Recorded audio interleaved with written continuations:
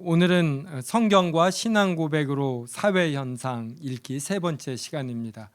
세움교회에 이제 여러 특징, 현상 그리고 장점이 있겠습니다. 그런데 이렇게 하나님의 말씀으로 이렇게 종합적인 사고 생각하는 것 이러한 것이 또 장점이지 않나 생각합니다. 조금 덥지 않나요? 어떠신가요? 네. 덥거나 그러면 이쪽은 소리가 나니까 또 이쪽을 키든지 제 생각에 그리고 뒤에 있는 분들 그리고 스마트폰은 다 집어넣으셔요. 다른 사람에게 영향을 미쳐요. 예배하거나 할 때는 다른 사람도 배려하고 특히 저를 배려해서 저하고 눈을 마주쳐 주셔야지 됩니다. 그리고 될 수 있으면 좀 앞쪽으로 와서 앉으시고들. 자, 우리 세움교회의 장점이 이제 더 크게 드러나기 바랍니다. 이러한 시간이 쌓이면 관찰력, 이러한 분석력, 이러한 것이 됩니다. 전부 다 저를 보셔요. 대화들 그만하시고 남에 대한 배려도 있으시고, 제가 신경이 쓰입니다. 자, 질문 1번. 페미니즘이 우리 사회에 준 긍정적 영향은 무엇이라고 생각합니까? 2번은 현대 페미니즘이 성경과 충돌하는 부분은 무엇입니까? 3번은 하나님께서 남녀를 다르게 창조하신 이유는 무엇이라고 생각합니까? 4번은 그리스도인은 직장과 학교에서 남녀 문제를 어떻게 바라보아야 할까요? 그래서 이거는 우리 성도님들이 한번 남녀 간의 관계 질서에 대해서 이렇게 한번 생각해 보시라고 워밍업을 하시라고 이제 제기한 문제입니다. 1번 이제 서론. 우리 조초로 성도님이 한번 읽어 주세요.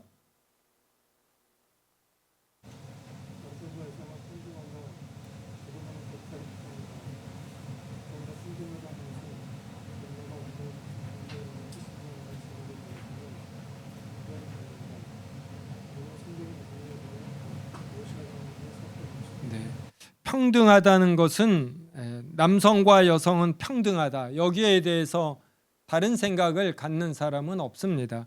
그런데 평등하다는 것은 남녀가 완전히 같은 존재인가? 이제 이 질문에 대해서는 답이 갈려요. 그래서 오늘은 성경이 남녀에 대해 무엇이라고 하는지 살펴봅니다.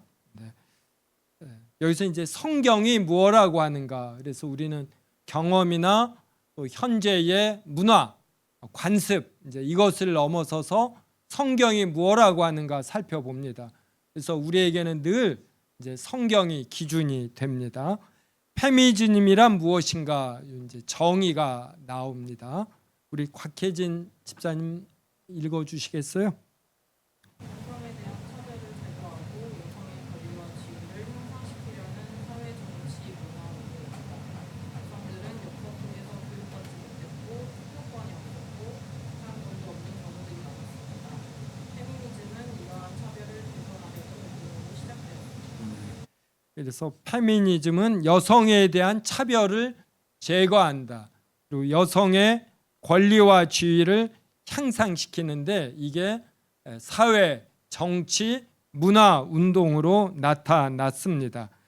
이제 세계 역사적으로 보면은 대체적으로 여성들이 역사 속에서 교육받지 못했고 그리고 투표권이 없었고 재산권도 없는 경우들이 많았습니다. 그래서 제가 이렇게 좀 면밀히 딱 조사해서 알려줬어야지 되는데 흑인보다도 여자들의 투표권이 더 나중에 있었던 것으로 제가 기억을 하거든요. 이제 그만큼 여성들이 투표권을 갖게 된 것도 그리 오래전의 일이 아닙니다. 페미니즘은 이제 이러한 차별을 개선하려는 운동으로 시작되었습니다. 그래서 많은 운동들이 처음 시작될 때에는 아주 큰 문제가 있으니까 이것을 시정하려는 이러한 동기로 시작이 됩니다. 그런데 이제 이것이 진행이 되다 보면은 이제 관성의 법칙이라는 것이 있습니다. 그래서 이것이 진행이 되면서 강해지면서 생각지 않은 부작용도 나오는 겁니다. 그래서 우리가 성경적으로 살펴본다라는 것은 처음 시작할 때의 좋은 동기와 이로 인한 좋은 결과물이 나오는 것, 이것이 성경과 부합하면 우리는 받아들입니다. 근데 이것이 더 진행되면서 이제 생각지 않은 부작용이 나올 땐 또 이것은 잘못되었다, 이제 이렇게 우리가 분별하는 것입니다. 역사는 제1물결은 주요 관심은 여성이 교육받는 것, 여성에게 투표권 혹은 피선거권을 주는 것, 그리고 법적 평등을 주어서 재산권 같은 걸 행사하고 사회 진출, 공무원이 될 수 있는 이러한 자격을 부여하는 것입니다. 이제 대표 인물이 나옵니다. 그다음에 제2물결은 1960년대부터 1980년인데 대표 인물은 시몬드 보부아르인데 여성은 태어나는 것이 아니라 만들어지는 것이다 라는 유명한 말을 했습니다. 근데 우리는 여성은 태어나는 것이죠. 만들어지는 것이 아니라. 근데 보부아르는 여성이 사회 속에서 여성은 이러이러해야 된다라고 이제 만들어지는 측면이 있는데 이걸 강조한 것입니다. 그래서 강조하려는 것은 맞지만 이 강조가 더 지나치게 되면은 여성은 만들어지는 것이다, 이제 이것이 하나의 그냥 명제로서 받아들여지는데 이제 이러한 것이 부작용입니다. 여성성은 사회가 만든 것이라고 주장했습니다. 이때부터 가부장제를 비판했어요. 그래서 가부장제가 지니는 장점이 있죠. 근데 이제 단점을 너무 크게 보아서 가부장제 전체를 이렇게 비난하게 됩니다. 그래서 우리는 이러한 것을 목욕물을 버릴 때 목욕물만 버려야지 아이까지 버리면 안 되잖아요. 그래서 이 사회에서 일어나는 운동들은 좋은 시도로 시작을 했다가 정말 중요한 것까지 이렇게 비난하고 버리는 경우가 있어요. 그래서 우리 세움교회가 성경과 신앙 고백으로 사회 현상을 읽으려고 하는 것은 이제 이러한 잘못을 범하지 않으려고 하는 것입니다.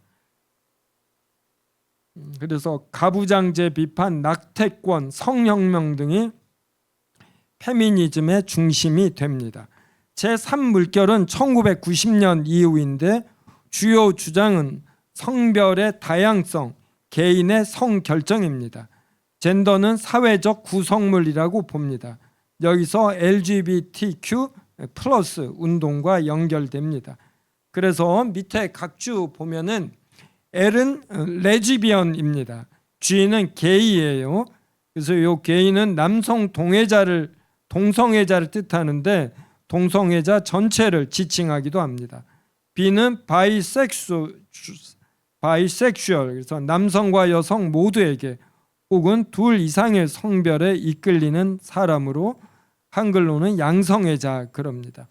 T는 트랜스젠더예요. 그래서 태어날 때 지정된 생물학적 성별과 본인이 스스로 느끼는 정신적 성 정체성이 일치하지 않는 사람입니다.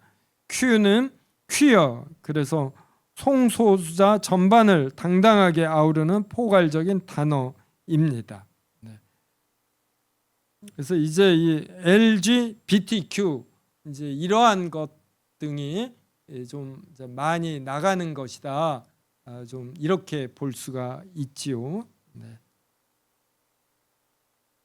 제4물결은 주요 관심은 성폭력 고발입니다. 이제 미투 운동에도 여기에 속합니다. 디지털 성범죄 반대, 여성 안전 문제 등입니다. 3번 페미니즘이 사회에 준 긍정적 영향. 여성 인권이 향상이 되었습니다. 가정폭력, 성폭력, 직장 내 차별 등이 개선되었습니다. 이제 직장 생활을 남녀가 같이 하는데 능력이 물리적인 힘이 아닌 한, 그리고 과학이 발달이 되면서 물리적 힘을 쓰지 않고 이런 지적 능력이 많이 발휘되는 직업들이 생겼어요. 그런데 남성이라는 이유로 승진이 더 빠르다 이러면 여성들이 얼마나 이런 박탈감 이러한 것을 느끼겠습니까? 그러니까 이러한 것들이 이제 많이 호전이 된 겁니다. 그리고 여성이 교육을 받으면서 여성의 능력, 잠재력이 이제 많이 발굴이 되고 또 확인이 되었습니다. 그다음에 여성의 사회 참여가 그래서 확대되어서 지금은 여성이 진출하지 않는 분야가 이제 많이 이제 줄어들었습니다. 그 다음에 이 페미니즘은 기독교에도 영향을 주어서 교회가 여성을 차별하고 있지 않은지 이렇게 살피게 했습니다. 그럼 페미니즘에 관한 성경의 관점을 보겠습니다. 페미니즘은 남녀의 차이를 좀 부정하는 경향이 있습니다. 이에 비해 성경은 남녀의 동등성과 함께 질서와 차이에 대해 말합니다. 이것은 우열이 아니라 창조 질서입니다. 삼위일체 하나님도 동등 속에 질서가 있습니다. 그래서 남녀 간의 동등성은 창세기 1장 27절 보면 하나님이 자기 형상대로 사람을 창조하시되 남자와 여자를 창조하시고, 그래서 남자나 여자나 똑같이 하나님의 형상이 있습니다. 갈라디아서 3장 28절 보면 너희는 유대인이나 헬라인이나 종이나 자유인이나 남자나 여자나 다 그리스도 예수 안에서 하나이니라. 그래서 구원의 자격에 남녀의 차별이 없습니다. 그런데 또 구별성이 있습니다. 남녀의 창조 질서는 창세기 2장은 남자가 먼저 창조되고 여자는 남자를 돕는 배필로 그 남자의 갈빗대로 만들어졌다 이렇게 말합니다. 그래서 성경을 한번 저하고 같이 보겠습니다. 창세기 2장입니다.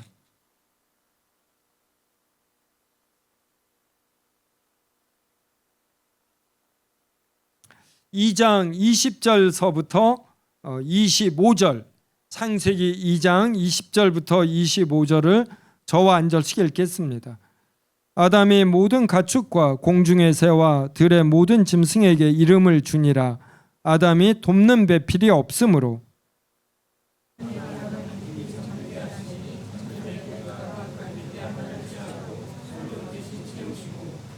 여호와 하나님이 아담에게서 취하신 그 갈빗대로 여자를 만드시고 그를 아담에게로 이끌어 오시니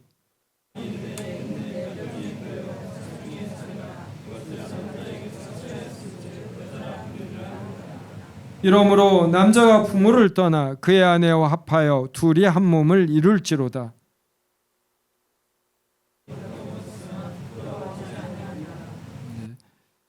여기 20절에 보면 아담이 모든 가축과 공중의 새와 들의 모든 짐승에게 이름을 주니라. 그래서 이 모든 짐승은 이렇게 다양한 종류와 이제 이 구별이 있었습니다. 근데 사람만 이렇게 남성이 있는 거예요. 여기에서 돕는 배필이 없다라는 것은 이렇게 아담 홀로이 있다, 이제 이런 의미예요.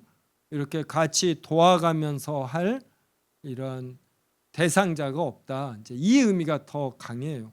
아담이 주체고 여자는 돕는 이런 하부적 존재이다, 이제 이 의미는 저는 굉장히 약하다 이렇게 봅니다. 근데 이 돕는을 이렇게 해석하는 경향이 좀 강해요. 근데 잘 읽어보면은 이렇게 하위 개념, 이렇게 이 돕는이 사용되어지지 않았다, 저는 이렇게 봅니다.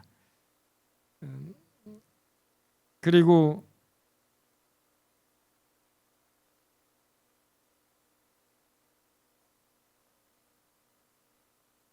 (2장 18절) 보셔요. 여호와 하나님이 이르시되 사람이 혼자 사는 것이 좋지 아니하니 내가 그를 위하여 돕는 배필을 지으리라 하시니라.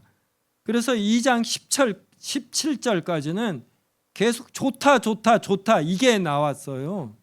근데 처음으로 좋지 않다가 2장 18절에 나온 것입니다. 그래서 우리는 이런 구절을 통해서 이제 본능적으로 혼자 있는 것은 좋지 않다. 이걸 우리가 알아야지 돼요. 물론 독신이 나쁘다 이 뜻은 아니에요. 그런데 이 독신이 그냥 이제 혼자 살아도 괜찮다. 이제 여기까지는 좋은데 나는 사람들과 어울리는 게 싫다. 이제 이거는 나쁜 거예요. 사람은 다른 사람과 어울려서 이렇게 독신으로 있어도 교회에서의 교제권, 다른 사람들과의 교제를 풍성하게 하는 독신들이 얼마나 많은지 모릅니다. 이러한 독신은 괜찮아요. 근데 무조건 모든 거에서 혼자만 있으려는 거, 이건 하나님이 안 좋다고 하신 거예요. 그래서 사람이 혼자 사는 것이 좋지 아니하니 내가 그를 위하여 돕는 배필을 지으리라. 여자 혼자만 있다. 그러면 하나님이 똑같이 돕는 배필을 지으리라 이러셨을 거예요. 그래서 남자와 여자는 서로가 서로에게 돕는 배필이 됩니다. 돕는 배우자가 되는 것이에요. 네. 그 다음에 23절에 보면 아담이 이르되 이는 내 뼈 중에 뼈요 살 중에 살이라. 이것을 남자에게서 취하였은즉 여자라 부르리라 하니라. 그래서 왜 이름이 여자냐면 남자에게서 취하였다 이 뜻이에요. 그래서 성부 하나님이 성자 하나님을 낳으시잖아요. 그래서 성자 하나님의 머리가 성부이십니다. 여자가 남자에게서 나왔기 때문에 여자의 머리가 남자가 되는 거예요. 이걸 우리가 창조 질서라고 하는 것입니다. 그래서 성부와 성자는 본질 그리고 속성에 있어서 같아요. 그래서 동등합니다. 그런데 질서가 있어요. 성부가 성자를 영원히 낳으시거든요. 여기서 영원히 낳으신다라는 것은 지금도 이 관계가 아버지와 아들의 관계이다. 또 이 의미이기도 합니다. 그래서 예수 그리스도의 머리는 성부가 돼요.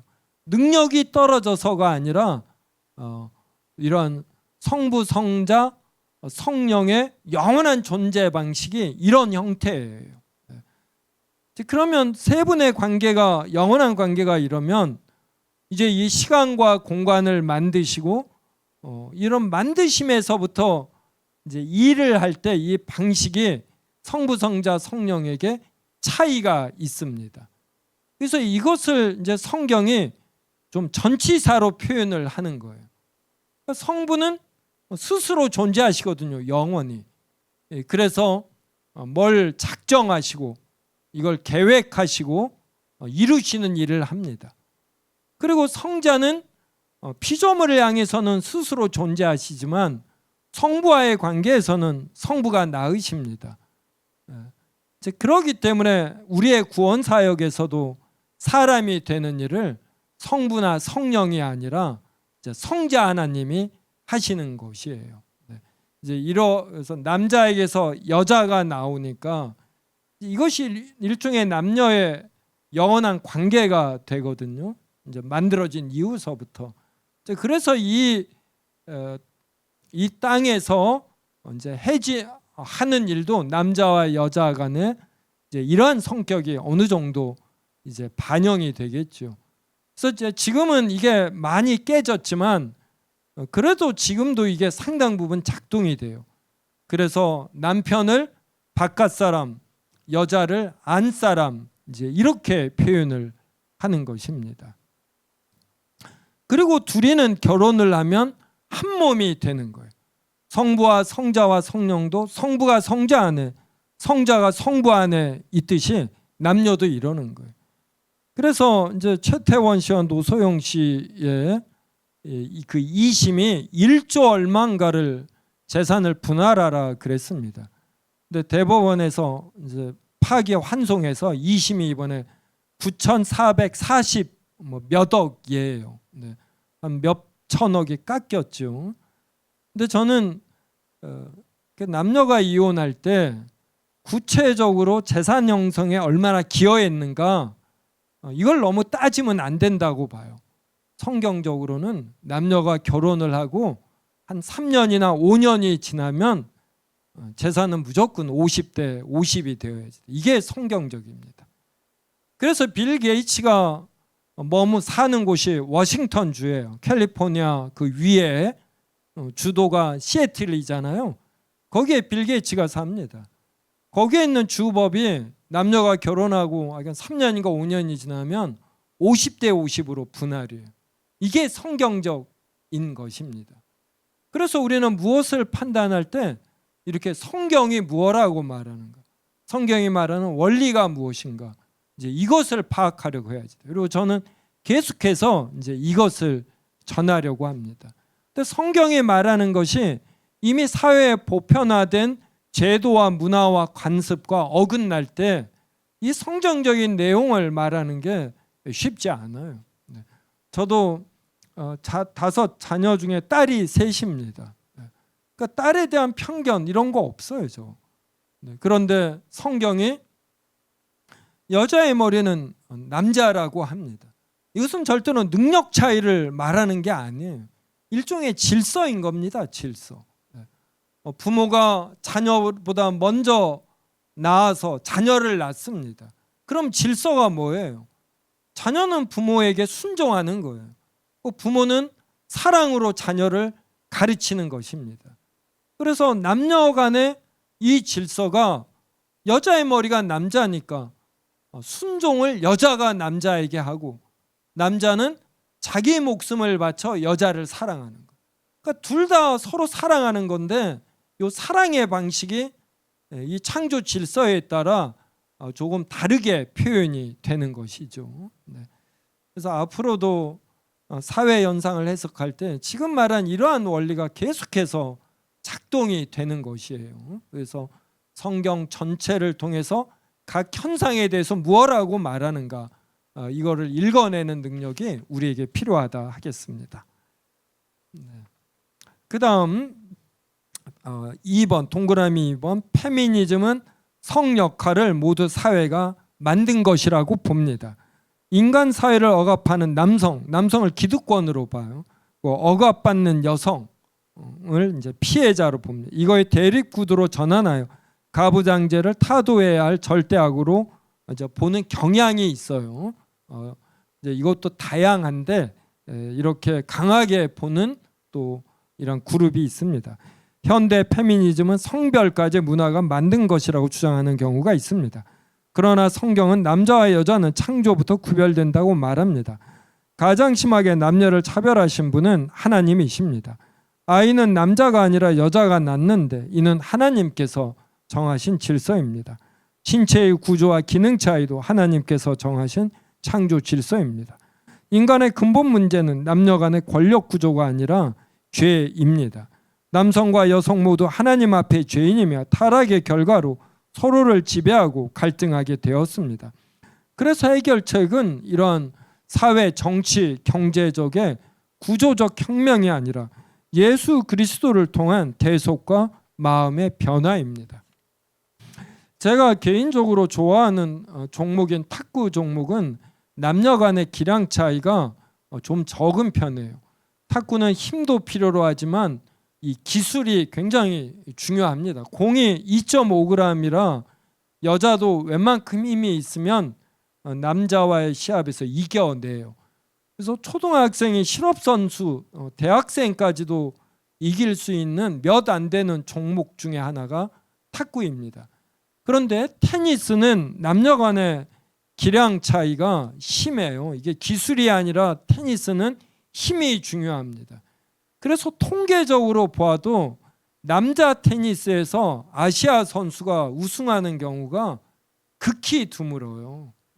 그냥 테니스를 보면 이게 뻔합니다.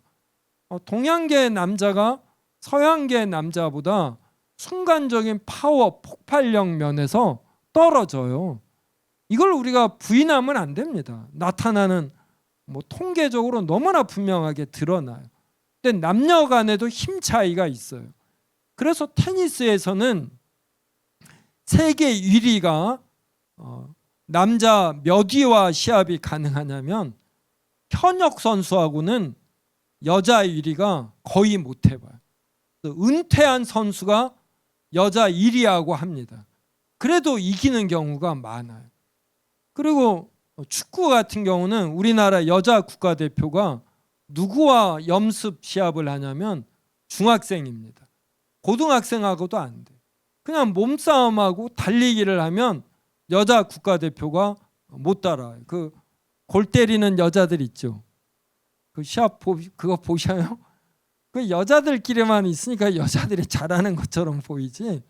남자 몇 명이 들어가면 축구 같은 경우 이렇게 시합이 안 돼. 저도 탁구를 치는데 여자가 굉장히 강하게 쳐도 이 공 스피드가 느려요. 그래서 이게 수비가 거의 돼요. 그 다음에 아이를 누가 낳습니까? 여자가 낳아요. 그 다음에 여자 보면 아름답지 않나요? 우리 김주영 선생님 어떠셔요? 여자 보면 너무 아름답죠. 예. 제가 미혼으로 있을 때 저는 참 이런 면에서 솔직해요. 교회에 가서 설교 잘하는 목사님 보면 좋았지만 교회 갔는데 예쁜 여자 많으면 좋더라고. 그냥 본능적으로 제 몸이 반응을 해요. 이런 걸 어떻게 부인합니까? 제가 보니까 우리 성도님들 중에 저처럼 솔직한 분이 이경수 집사님이더라고요. 저는 그래서 이경수 집사님 이런 면을 좋아합니다. 이렇게 반복되는 경험까지 우리가 어떻게 무시합니까? 그래서 여자는 남자가 볼 때 여자는 아름답고 같이 있고 싶고 사귀고 싶고 결혼하고 싶은 대상이에요. 또 여자에게도 남자가 이러한 것이고 서로 다름에서 오는 매력이 있고 남녀가 어우러져서 조화를 이룹니다. 그래서 남녀가 결혼을 해서 자식을 낳으면서 여러 일을 할 수가 있는 것이죠. 그래서 남녀를 경쟁하는 상대로 보면 절대로 안 돼요. 페미니즘의 나쁜 것 중에 하나가 이제 이것입니다. 여성의 지위를 향상시킨 아주 긍정적인 역할을 하면서도 남자와 여자를 자꾸만 적으로 보게 하는 것이에요. 네. 그래서 요 사이는 어떤지 모르겠는데 제가 이제 한 30년이나 당직을 다 남자들이 섰어요. 이제 그 대신에 사무실에서 여성분들이 커피 같은 거 남자에게 타주고 그랬죠. 이게 착취나 불평등이란 면에서 보면 이게 불평등이에요. 참 보기가 안 좋죠. 하지만 남녀의 체력 차이로 그래서 짐이 들어오면 남자 직원이 나르고 여자들은 또 이런 커피 타주는 일을 이렇게 긍정적으로 하면 이게 아무 문제가 아닌데 이제 부정적으로 보기 시작하면 이게 싸움이 되는 거예요. 그래서 지금은 이게 다 없어졌어요.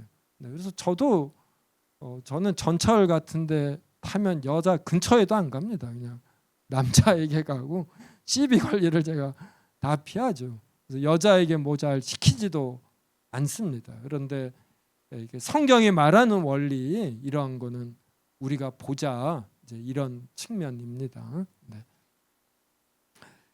그다음 페미니즘은 개인의 자율성을 하나님보다 높입니다. 페미니즘은 요사이 내 몸은 내 것이다. 그래서 미국에서 My Body, My Choice 해서 내가 아이를 배웠다. 이 낙태할 권리가 나에게 있다. 내 몸이니까 내가 선택할 수 있다. 이제 이러한 구화의 낙태나 성적 자기 결정권 등에서 자신의 삶과 몸의 주인은 자기 자신이라고 주장합니다. 그러나 창세기 2장은 하나님께서 남녀를 창조하셨다고 말하고 고린도전서 6장은 우리 몸은 하나님의 것이라고 말합니다. 성적 결정권은 사람이 아니라 하나님에게 있습니다. 그래서 우리가 사람이잖아요. 태어나 보니 사람이지 내가 사람으로 태어나겠다 생각한 분도 없어요. 이런 면에서 우리는 철저하게 피조물입니다. 그래서 성경이 태초에 하나님이 천지를 창조하시니라. 하나님만이 창조자이고 너희 모두는 피조물이다. 이렇게 규정하면서 시작을 하는 거예요. 그래서 창세기 1장만 읽어도 우리의 이 기본적인 시각이 형성이 됩니다. 그러면 제가 남자예요. 이 결정권이 저에게 없어요. 태어나 보니 저는 사람이고 남자예요. 이것을 감사함으로 받아들여야죠. 내가 창조자가 아닌데 이걸 내가 어찌 항거할 수 있겠습니까? 남자로 태어나든 여자로 태어나든, 또 미국에 태어나든 대한민국에 태어나든, 그리고 심지어 20세기 초 일본의 강제 점령을 받던 때에 태어나도, 그래서 식민 국가의 시민으로 태어나도 기독교인은 기본적으로 감사함으로 받아들이는 것이에요.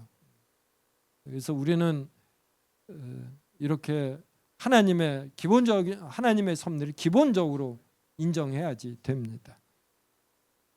페미니즘은 낙태를 권리로 봅니다. 그러나 성경은 태아도 하나님의 형상으로 만들어진 귀한 존재로 봅니다. 자기 결정권과 행복 추구권이 하나님의 질서 속에서 이루어져야지, 하나님의 질서를 벗어나 하나님의 남성의 물리적인 성을 줬는데 이것을 여성으로 하나님이 주셨는데 남성으로 하는 거, 이런 것은 우리가 거부해야지 돼요. 자신이 남자인데 여성성이 강하다, 이제 그러면은 이 남성의 물리적인 성을 유지하면서 자기의 이 여성성을 이렇게 존중하고 관리해 가면 됩니다. 아주 신학자 중에도 동성애자가 있어요. 이분들 중에 정직한 분은 성경 어디를 통해서도 동성애는 지지하는 구절을 찾을 수 없다, 이렇게 인정합니다. 근데 자신의 성적 성향은 또 경험적으로 나타나니까 이것도 받아들여요. 그래서 이분들이 하는 최대의 방법이 뭐냐면 그냥 결혼 않고 이제 혼자 사는 것입니다. 이제 이것이 기독교인이 취해야 할 자세인 것이에요. 페미니즘은 낙태를 이제 권리로 보는데, 자신의 생명이 낙태를 하지 않으면 위험하다, 이러한 이제 의학적 판단이 되면은 이제 낙태를 할 수 있겠죠. 근데 이제 기본적으로 생명이 잉태가 되면은, 그러니까 몇 주서부터, 수정체 몇 주서부터 생명체로 볼 것인가, 이제 이것은 신학적, 의학적 논의를 한 이후에 이제 합의된 것이 있으면 이제 그때부터는 낙태하지 않으려고 이제 최대한 노력해야지 됩니다. 자신이 어떠한 연유로 이러한 임신을 했든지 간에 이걸 또 하나님의 섭리 속에서 자신을 이렇게 받아들이는 자세, 이제 이런 것이 필요하다 하겠습니다. 자, 시편 139편 한 절씩 읽겠습니다. 주께서 내 내장을 지으시며 나의 모태에서 나를 만드셨나이다.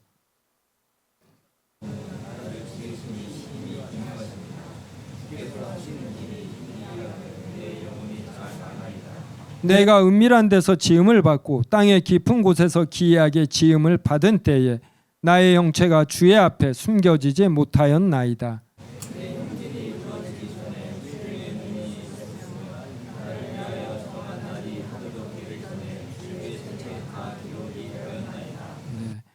이제 성적 호기심이나 욕구를 인해서 이런 이제 미혼들이 이제 임신이 될 수 있고 임신을 시킬 수 있지요. 그러니까 이러한 것을 이제 방지하기 위해서 이제 기독 청년들은 일찍 결혼하는 것이 좋아요. 그래서 오늘 우리 청년들 여러 명이 듣는데 최대한 결혼 빨리 하셔요. 제가 인생에서 가장 후회되는 것 중에 하나가 결혼 늦게 한 것입니다. 그때 저도 여러모로 시험과 유혹 이러한 것이 있었음을 제가 부인할 수가 없어요. 그래서 성은 하나님이 주신 얼마나 귀한 선물인지 모릅니다. 어떤 이성을 보고 성적 욕구를 갖는 것, 이것은 일단은 건강한 거예요. 이제 이것을 우리가 결혼한 배우자에게서 하나님이 이것을 즐기고 누리도록 이렇게 배정하신 것입니다. 그래서 기독교인은 이렇게 결혼을 이제 빨리 하려고 해야지 돼요. 에레미야 1장 5절 내가 너를 모태에 짓기 전에 너를 알았고 내가 배에서 나오기 전에 너를 성별하였고 너를 여러 나라의 선지자로 세웠노라 하시기로. 그래서 우리가 이런 잉태되기도 전에 하나님께서 이제 대상을 정한 이제 것이에요. 네, 그래서 우리가 태아를 아주 귀하게 여겨야 합니다. 아내와 저도 신앙이 나이가 들면서 성숙해지는 면도 있지만 또 젊었을 때는 아주 순수한 면이 있어요. 오늘 준영 형제 발표하는 거 보면서 참 순수하다, 어떤 이런 맑음을 느꼈는데 여러분도 그러셨는지 모르겠습니다. 그래서 우리 집 지금 기억이 안 나는데 셋째인지 넷째인지가 보건소에 가면은 산정 검사 이걸 해요. 그랬더니 이런 다운 증후군 증상이 높다고 나왔어요. 이게 얼마나 걱정이 됩니까? 그러더니 이제 양수 검사를 하겠냐고 그래요. 그래서 우리 안 하겠다. 다운 증후군으로 나와도 우리는 키울 생각이다.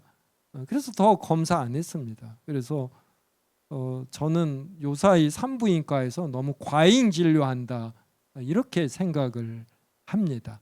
그래서 그때 그 순수함으로 아이가 다운 증후군이어도 낳겠다 했고, 그래서 태어나자마자 제가 얼굴을 봤어요. 얼굴을. 그리고 의사에게 물어봤죠.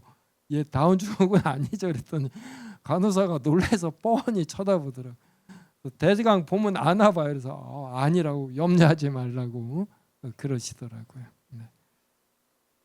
그다음 5번. 네, 5번은 우리 김삼일 집사님 한번 읽어 주시겠어요? 네. 제도 이면을 주장합니다. 생물학적 성은 중요하지 않으며 사회적으로 확신된 성은 인간이 스스로 선택하고 바꿀 수 있다고 주장합니다. 일부 특징적 페미니즘은 성별을 남녀 이외에도 수십 가지로 구분합니다. 성경은 하나님께서 남녀를 창조하셨다고 봅니다. 네. 그래서 이제 이러한 면에선 우리가 동의하지 않는 것이에요.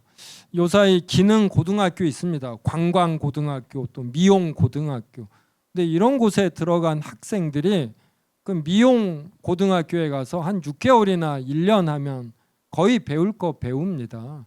그래서 호기심으로 갔지만 한 1년, 2년 해보니까 자신의 적성이 아닌 거예요. 그래서 후회하는 학생들이 많다고 들었습니다. 그래서 자신의 적성이나 능력을 청소년 때 이렇게 함부로 예단하면 안 돼요.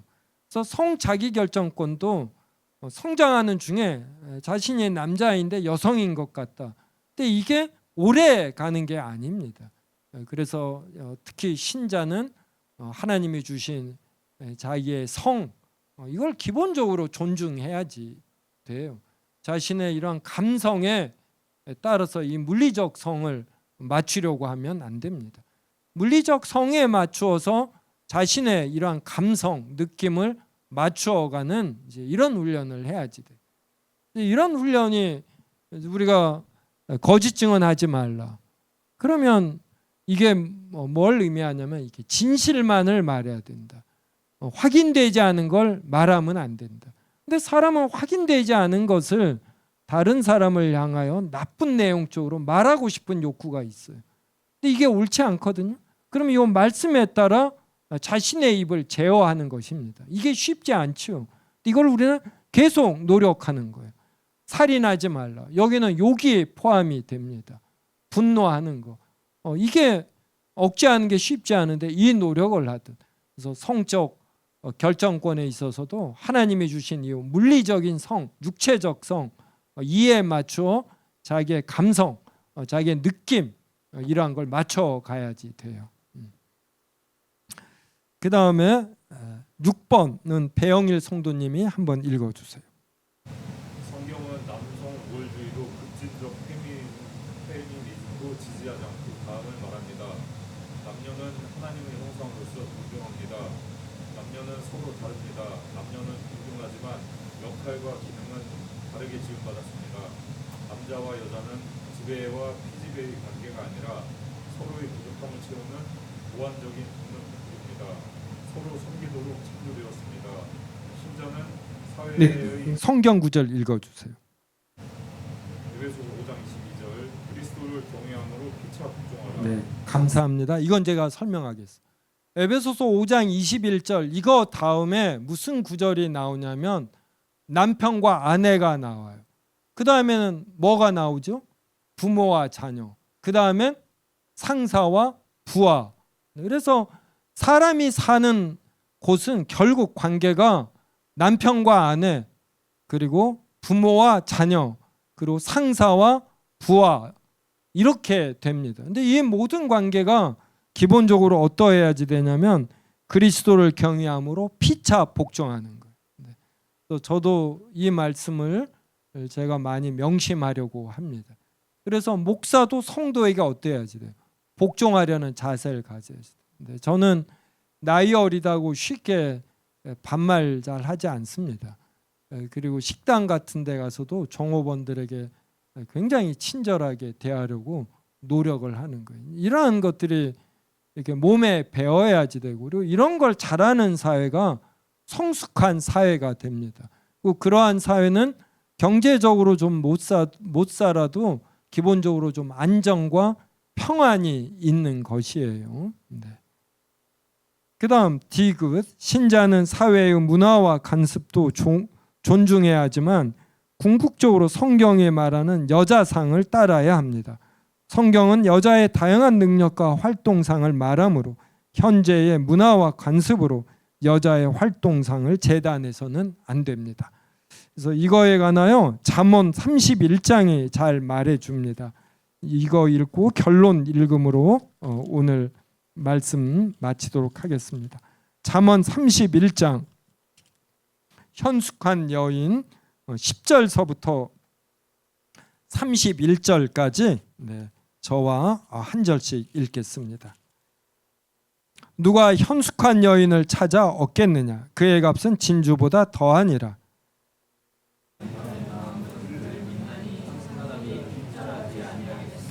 그런 자는 살아있는 동안에 그의 남편에게 선을 행하고 악을 행하지 아니하느니라. 상인의 배와 같아서 먼 데서 양식을 가져오며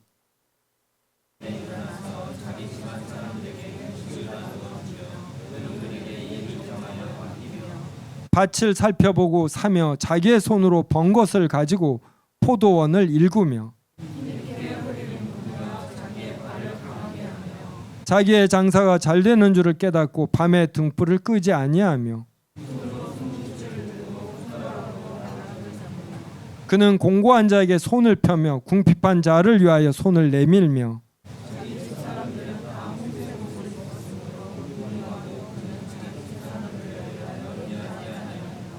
그는 자기를 위하여 아름다운 이불을 지으며 세마포와 자색 옷을 입으며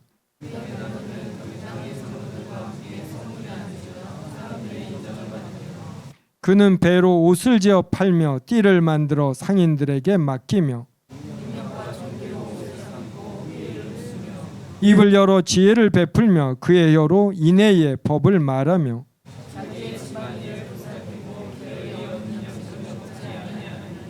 그의 자식들은 일어나 감사하며 그의 남편은 칭찬하기를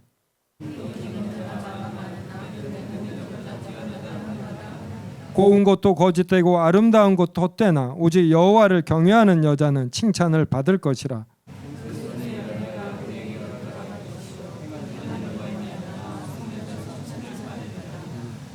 이게 성경에 말하는 좀 여성상이 많이 담겨요. 그래서 이렇게 장사도 하고 이런 경제적인 면에서도 기여합니다. 이러한 일을 하려면 여자가 얼마나 잘 배우고 또 많은 경험이 있고 어느 정도 사회생활이 이렇게 보장되어야지 됩니다. 이제 그러면서도 어떤 공적 기관에 진출한다라든지 이렇게 너무 많은 또 여자의 사회 활동, 어떤 정치적인 면이나 어떤 관료가 된다든지 이러한 것은 나열되지는 않습니다.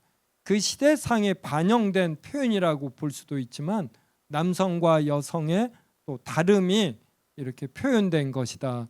이제 이렇게 우리가 볼 수 있는 것이에요. 그래서 이제 여자들은 이런 현숙한 아내가 되기 위해서 노력해야지 돼요. 그래서 유대인들은 안식일 날 이렇게 예배드리고 저녁 먹고 남편과 이 자녀가 엄마에게 손을 내밀고 이 성경 구절을 이제 읽어준다라고 합니다. 그래서 노벨상을 받은 유대인 여자분들이 많아요. 근데 이분들이 언제 받냐면 대학 졸업하고 학위 받고 그러다가 결혼을 합니다. 그리고 애를 낳아요. 그리고 다 기르고 다시 취직을 합니다. 그러면서 이루는 업적이 또 이렇게 많은 거예요. 그래서 결혼해서 자식을 낳고 자식을 잘 기르는 거, 이걸 얼마나 중시 여기는지 모릅니다. 이제 그러면서 여력이 될 때, 또 능력이 될 때 이러한 사회 활동도 활발히 하고, 그래서 집에서 아이들 밥 차려주다가 노벨상 받았다라는 전화를 유대인 여자들이 받았다라는 뉴스가 이렇게 자주 나오는 것이에요. 그래서 우리나라가 조선시대 때 얼마나 여자들에게 교육을 주지 않고 이런 재산권이나 선거권이나 피선거권 다 박탈했습니다. 저희 외할아버지 같은 경우는 영어를 참 잘하셨어요. 그리고 이렇게 면장 이러한 것도 하시고, 근데 저희 할머니는 글을 모르셔요. 외할머니. 심지어 돈을 모르십니다. 돈을. 그래서 교회 헌금할 때 맨날 물어봐요. 이게 얼마짜리냐? 이게 얼마가 더 좋느냐? 젊어서 배우지 않으면 나이가 들어서 돈을 구분을 못할 정도입니다. 근데 이제 살림살이나 이런 것 참 잘하셨죠. 이런 건 우리가 고쳐 나가야 하는 것입니다. 그래서 여자에 대해서 우리가 이러한 잠언의 31장의 내용으로, 성경 전체가 말하는 내용으로 형성해 가고, 그래서 어떤 시대와 사회의 편견에서 우리 기독교인은 자유로워지고, 그래서 교회 내에서도 여성에게 풍성한 기회를 주면서, 그러면서도 남자의 이 머리됨을 해치지 않는 범주 내에서 우리는 여성분들을 잘 대우해야 할 것입니다.